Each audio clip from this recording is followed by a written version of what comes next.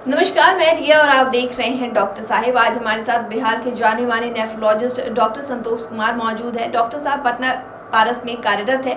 तो डॉक्टर साहब बहुत बहुत स्वागत है आपका हमारे चैनल में। धन्यवाद रिया जी, नमस्कार।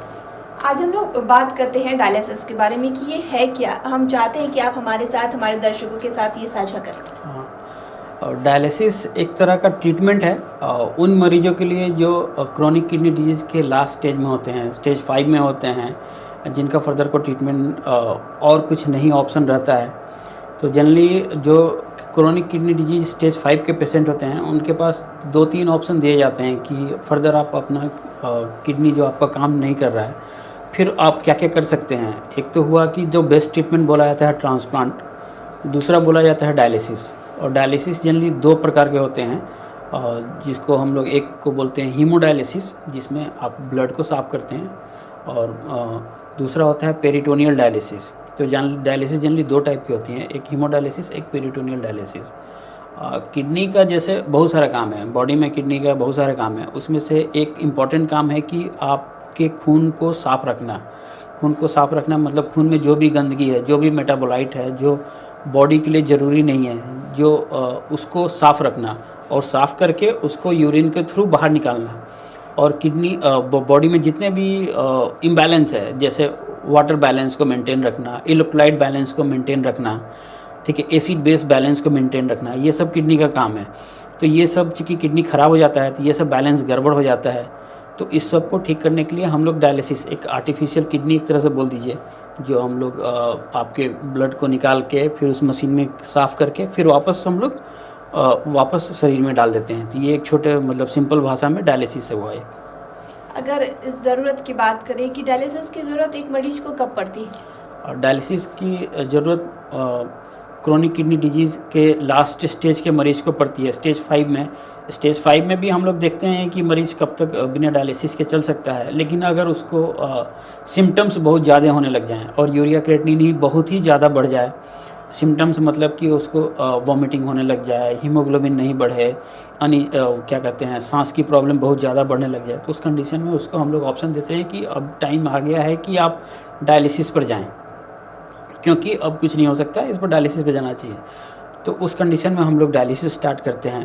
और डायलिसिस स्टार्ट करने के लिए 2 ऑप्शन हमेशा देते हैं हम लोग कि 2 टाइप की डायलिसिस होती हैं, एक पेरिटोनियल डायलिसिस, दूसरा है कि हीमोडायलिसिस। पेरिटोनियल डायलिसिस में क्या करते हैं कि पेट में हम लोग जो एक छोटा सा पाइप डाल देते हैं भीतर, उसके में पानी डालते हैं और बॉडी की जितनी इम्प्योरिटीज़ हैं वो उस पानी में आ जाती हैं, फिर हम लोग उस पानी को निकाल लेते हैं। तो ये दिन भर में 2 या 3 बार करना पड़ता है, जिसको हम लोग CAPD बोलते हैं, ठीक है। दूसरा होता है कि APD होता है, जो रात में हम लोग लगा दिए, पेट में पानी जाता है और शरीर की गंदगी उस पानी में आ जाती है, फिर पानी को निकालते हैं, फिर वापस फिर फ्रेश पानी डालते हैं। ये चलता रहता है रात भर। तो ये हो गया। दूसरा हम लोग बात कर रहे थे हीमोडायलिसिस का। हीमोडायलिसिस के लिए आपको एक अच्छा एक्सेस की ज़रूरत होता है। एक्सेस मतलब कि जहाँ से हम लोग हाई अमाउंट में ब्लड को बाहर ले सकें, फिर मशीन में डालें। मशीन में भी एक फ़िल्टर होता है, एक तरह का फ़िल्टर, जिस तरह का RO फ़िल्टर होता है उस टाइप का ही, उसके थ्रू ब्लड को पास किया जाता है और जितनी भी इम्प्योरिटीज़ हैं वो बाहर चली जाती हैं। फिर साफ ब्लड को हम लोग फिर वापस शरीर में डालते हैं। ये हुआ हीमोडायलिसिस।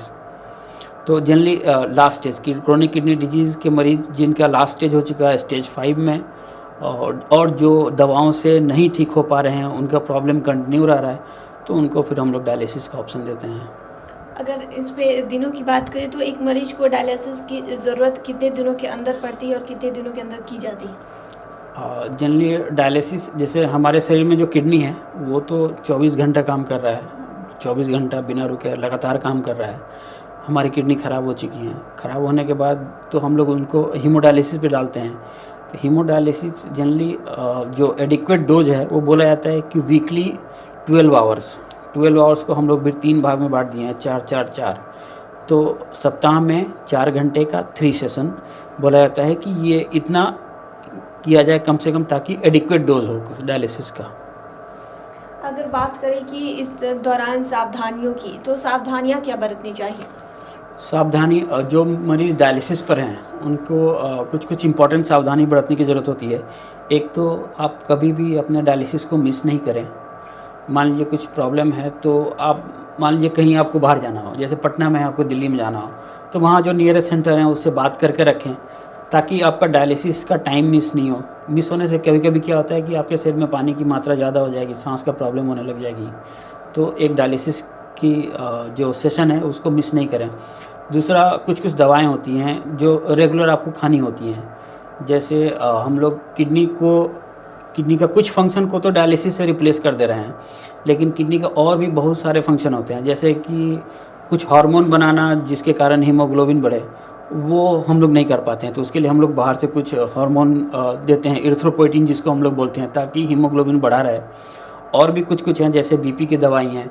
ये सब दवाइयाँ आप रेगुलर खाएं। उसके बाद डायलिसिस के डोज को कोई मिस नहीं करें। अपने एक्सेस, मतलब जैसे आपका फिस्टुला है, फिस्टुला का प्रॉपर ख्याल रखें। फिस्टुला एक डायलिसिस पेशेंट के लिए लाइफलाइन है, तो फिस्टुला एक लाइफलाइन है, उसको हमेशा ख्याल रखें। समय समय पर उसकी जांच करते रहें कि उसमें वो थ्रिल है कि नहीं। थ्रिल एक बोलते हैं, एक हल्का सा घड़घड़ाहट सुनाई देता है, अगर आप फील करेंगे या फिर स्टेथस से सुनेंगे तो उस पर कभी हाथ सर को रख के नहीं सोएं, ताकि ज़्यादा देर तक वो दबा हुआ नहीं रहे। ये सब है। कुछ खान पीने के है कि अगर जैसे आप डायलिसिस पर हैं तो आपको खाने में कुछ अलग से मॉडिफिकेशन करना पड़ता है। पहले का स्टेज, जैसे नॉन डायलिसिस स्टेज में आप हैं, क्रोनिक CKD स्टेज 5 में हैं या 4 में जो भी हो, तो उसमें बोला जाता है कि आप प्रोटीन कम लें, इस टाइप से करें। लेकिन आफ्टर डायलिसिस आपको प्रोटीन इंटेक को थोड़ा बढ़ाना रहता है, क्योंकि डायलिसिस में भी थोड़ा बहुत प्रोटीन का वेस्टेज हो जाता है ड्यूरिंग डायलिसिस।